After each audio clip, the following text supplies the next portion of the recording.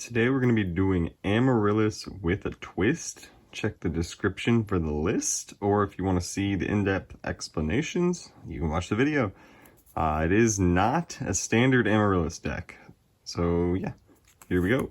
First off, of course, we've got the 3 Amaryllis and 3 Titanial. I just had the ultis, that's kind of part of why I put this deck together. 2 Lonefire, of course, and then the end of the engine, 2 Dandelion. That's the only plants I run. I don't run Botanical Lion or anything like that. This is the plant part of the deck. And then this is truly an Amaryllis LIGHTSWORN deck. That does not mean Amaryllis with Raikou and Lila in the deck. Amaryllis LIGHTSWORN. So we got 1 Wolf. This put in work all day. Sometimes I was siding it out and then missing it even. Just like A, milling it, but B, Foolish for Wolf, because we run Foolish, gives you a lot of ramp in this deck that ultimately is kind of an aggro deck that's trying to kill you. 1 Jane in the main deck. This is as another name, but also makes going second less bad. 2 Lila in the main deck to hit back row or whatever, and to mill. I run a copy of Shire as a name, basically, but also as a debris target. 2 copies of Raikou. Really good LIGHTSWORN, and then it's a name, basically. So we run 5 LIGHTSWORN names, I believe. Raikou, Shire, Lila, that's 3, Jane, and Wolf. So yeah, we run 5 names, and then we run 2 copies of Judgment Dragon. Part of why I think this is okay with only 5 names in the deck is because it's an 8-star, basically. You can pitch it for trade-in. It synergizes with the engine. And when you're running 5 LIGHTSWORNs, this is almost like a win more card. Like, it's not your win condition proper, so it doesn't feel bad discarding it for trade-in.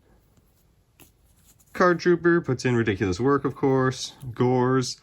And then another twist, I guess. I don't get why every Amaryllis deck doesn't at least tech 1 quick draw. You're already running the Dandy. If you draw it, it gives you access to synchros that other people don't have access to, ultimately.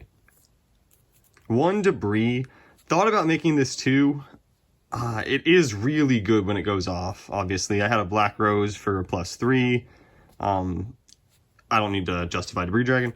And then Plague. Plague also put in work. I definitely made like a Brio and some stuff with the Plague.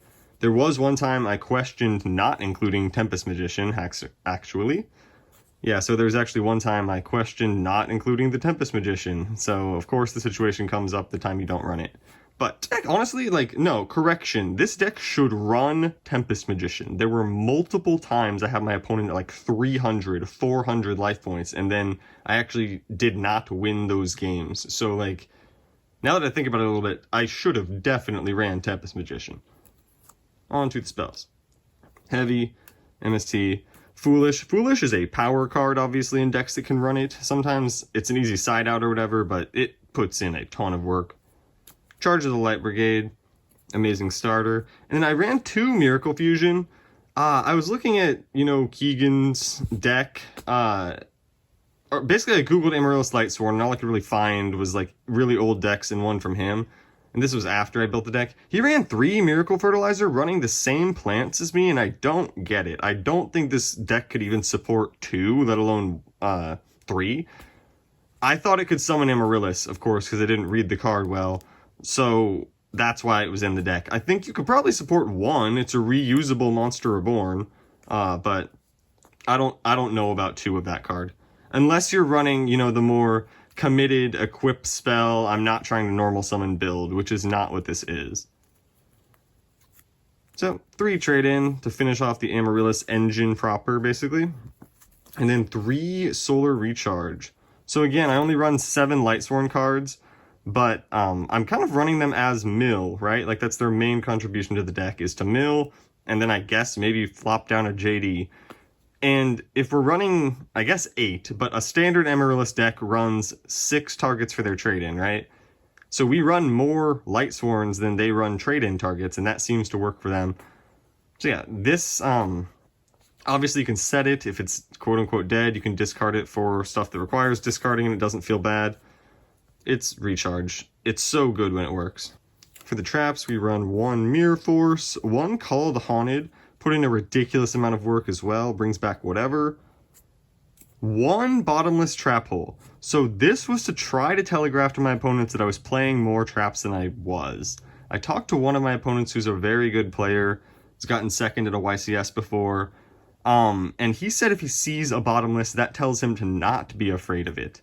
And I think that's a little bit counterintuitive, but I think that we weren't fully on the same page and that I was talking about playing one bottomless versus not playing other, like, traps at all. You know, like, this is supposed to try to tell my opponent that I'm on trap cards.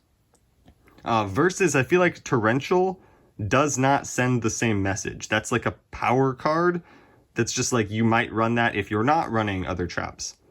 I side the Torrential, main the bottomless. It was a last minute decision that I definitely stand behind.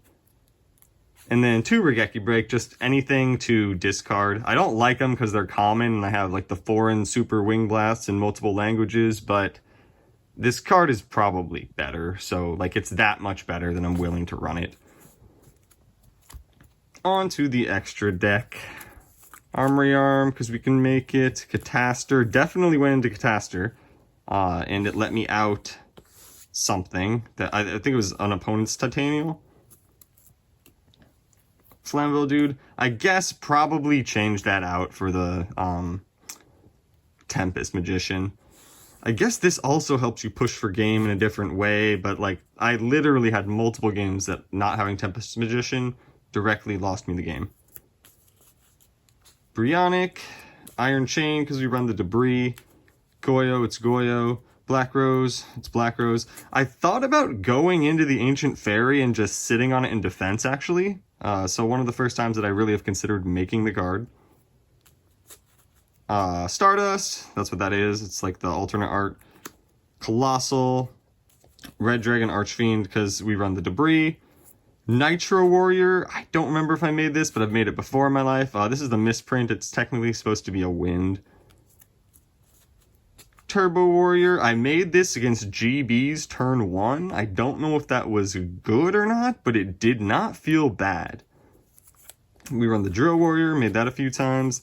And then I guess I was only able to fit the one Chimera Tech Fortress Dragon because of the whole quick draw engine. Yeah, I don't think I saw machines though, so yeah.